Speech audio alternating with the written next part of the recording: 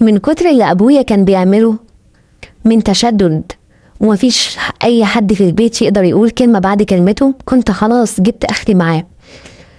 كان متشدد لدرجة غريبة، يمكن عشان انا بنت مش عارفة، بس مش بالطريقة دي. لحد ما خلصت الثانوية العامة وجبت مجموع كويس جدا، وجات لي الجامعة بتاعتي في محافظة تانية، قلت اخيرا هستريح من العيشة ديت. وقلت له يا بابا ما ينفعش تضيع مستقبلي عشان خاطر ان انا يعني ما سافرش. عادي يعني، كل البنات بتعمل كده. قال لي بقول لك ايه، انا ما عنديش بنات تبات بره البيت. قلت له مين قال لك ان بره البيت؟ ده في سكن طالبات او بنات مع بعض بياخدوا شقه صغيره ويعيشوا فيها، وده اللي هيحصل. يرضيك يعني تضيع مستقبلي عشان خاطر اقعد جنبك وما اشوفش يعني حالي بعد كده؟ وبعدين بعد كده لازم انزل اشتغل ولازم تعتمد عليا. فين وفين عبال ما رضي يوافق. كنت مبسوطة جدا وقلت أخيرا هستريح من البيت ده وأعمل كل اللي في نفسي. وفعلا رحت سكن الطلبات، بس للأسف ملقتش مكان فيه، كان كله زحمة وملقتش ليا مكان. فأجرت شقة صغيرة كده أنا وبنتين أصحابي نقعد فيها جنب سكن الطالبات بشوية، وقريب برضو من الجامعة بتاعتي. وكنت مبسوطة وقلت أخيرا يا أخيرا هعيش عيشة الحرية. طبعا ابويا ما كانش بيهتم غير ان انا اخاف منه هو وبس، معرفنيش بقى ان انا لازم اخاف من كل حاجة غلط من مجتمعنا، وفي حاجات يصح وما يصحش. المهم عشت العيش اللي انا كنت عايزاه، كنت بخرج واخش براحتي، افتح النت براحتي. احساس جميل ان محدش يقدر يكلمني ويزعق فيا ويقول لي كنت فين وبتكلمي مين وفاتحه النت في الوقت ده ليه. وعشت عيشه كل اللي انا كنت عايزاه كنت بعمله، ما عنديش استعداد اقول حاجه لاي حاجه لا تبسطني، كنت بعملها. دخلت على النت وكلمت شباب وكلمت رجاله وكلمت ناس كتيره لحد ما اتعرفت على شاب.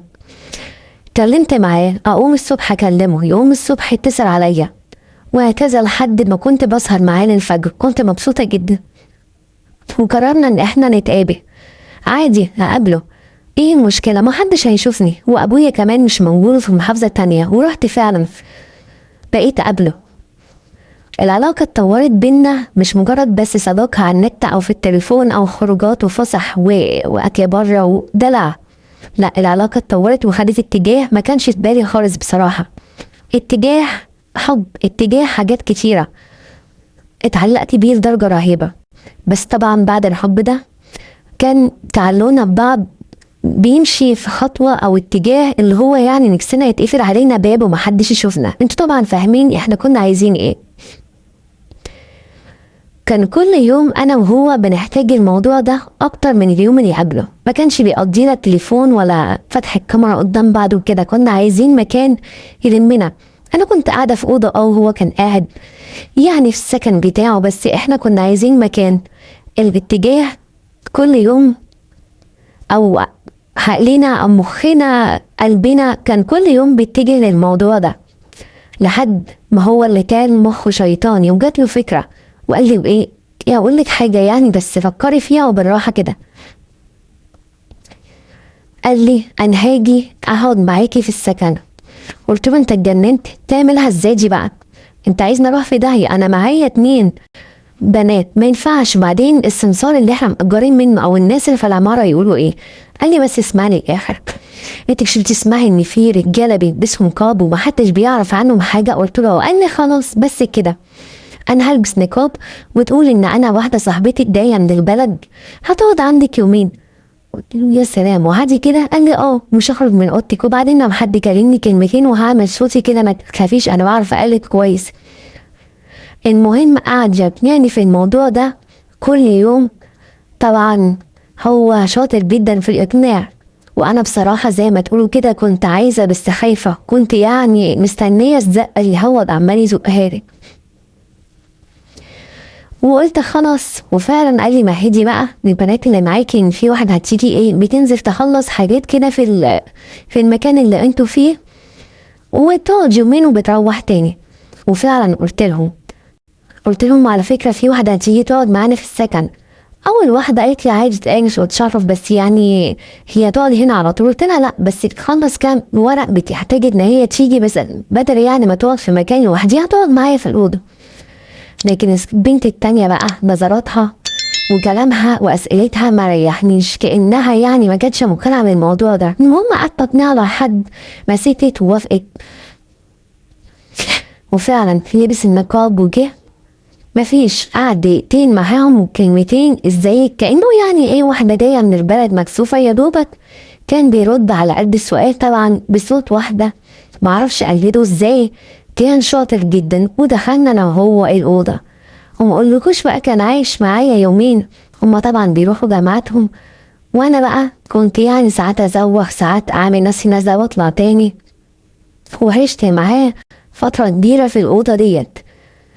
طبعا احنا كان كل اهتمامنا حاجات كده عادية، لكن طبعا احنا لوحدينا وأوضة مقفولة علينا طول الليل. وكان يوم طبعا ما عدتش ما لقيتش بنت فقدت نظريتي، وزي ما تقول كده ما كنتش زعلانة ولا كان في دماغي، بالعكس ده انا كنت فرحانة جدا. وايام والحياة بتاعتي كانت مبسوطة، وكنت عايشة في حضن راجل. وكل اللي انا كنت حاساه ونفسي فيه هو كمان يعني زي ما تقولوا هو عوضني بكل حاجة أنا كنت بحلم بيها وكنت محرومة منها. ده ما تعرفوش من كتر القفلة والتشدد اللي أهلي عملوهولي. أنا معرفش إيه اللي خلاني أفكر التفكير ده، وكنت ماشية والحياة طبيعية وكنت مبسوطة جدا عادي جدا. وكل كام يوم كان بيجي لحد إن في يوم قال لي بصراحة أنا مش قادر أسكت أكتر من كده، أنا عايزة أعترفلك بأي حاجة، بحاجة يعني مهمة. قلت له إيه في إيه؟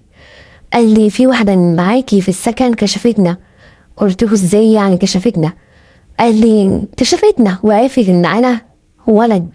لا وكده في حاجة انيل واسود من كده يعني. قلت له ايه بقى ايه تاني؟ قال لي في مرة هي كانت نازلة رايحة الجامعة واحنا طبعا مع بعض وما خدناش بالنا، وصورتنا فيديو وصور وبعتتها لي وهددني. قلت له الهددك كمان؟ انا ما اعرفش كل ده. قال لي ايوه بقى لها كام شهر.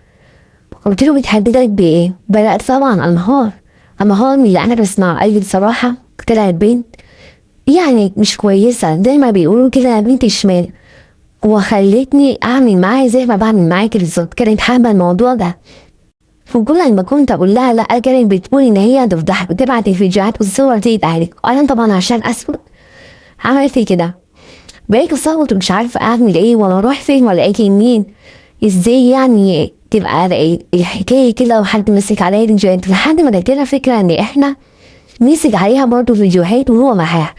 قال لي شوفي هتعملي برضه نفس اللي هي عملته، هتعملي نفسك ان انت نازلة وتطلعي وتصورينا، بس طبعا صوري في اوقات تكوني عارفة الصور دي هتوديها 60 دقيقة. فعلا عملت كده وكنت نازلة وهو طبعا مستني تليفونها عشان هي تعمل كده لما حد ما بيكونش في البيت بتتصل عليه.